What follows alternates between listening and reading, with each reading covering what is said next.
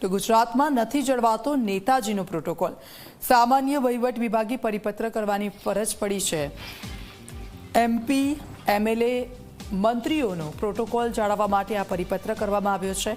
મંત્રીઓને પ્રવાસ દરમિયાન યોગ્ય આવકાર આપો, જિલ્લા પ્રભારીને સંકલનમાં રાખીને કાર્યક્રમ કરો, જનપ્રતિનિધિઓને રાહ જોડાવ્યા વિના મુલાકાત આપો, જીએડીનું આ કહેવું।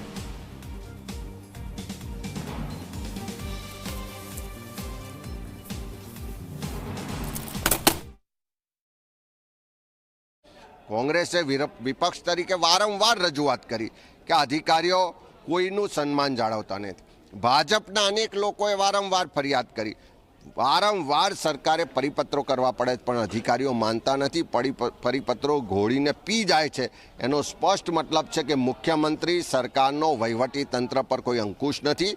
અધિકારીઓ એટલા માટે એમનાથી બીતા નથી કારણ કે દર મહિને એ જ અધિકારીઓ કમિશન ઉઘરાઈને કમલમમાં મોકલે છે। મારે કહેવાનું સરકારને એ જ કે જ્યારે આજે કોઈ પણ કાર્યક્રમ સરકારી કાર્યક્રમ થતા હોય, જે તે વિસ્તારના ધારાસભ્યને એનું નામ એના કાર્ડના અંદર હોવું જોઈએ, જે તકતી લાગે તેના અંદર એનું હોવું જોઈએ, જે વિધાનસભા વિસ્તારના અંદર આવે। પરંતુ અધિકારીઓ પોતાની મનમાની કરીને એ વિરોધ પક્ષ હોય કે કંઈ શાસક પક્ષના ધારાસભ્યને પણ નામ નથી લાગતા, તેમને બોલાવતા પણ નથી અને પ્રોટોકોલ પ્રમાણે તેને માન સન્માન પણ આપતા નથી। એટલે મારે સરકારને વિનંતી છે કે જે પ્રમાણે જે પ્રોટોકોલ સામાન્ય વહીવટ વિભાગ દ્વારા જે આપવામાં આવેલા છે તેનો અમલ થાય। તમે 10 વખત પ્રોટોકોલ માટે તમે પરિપત્ર કરો પણ એ પરિપત્રનો અધિકારીઓ અમલ ક્યારે કરશે એની ચિંતા છે।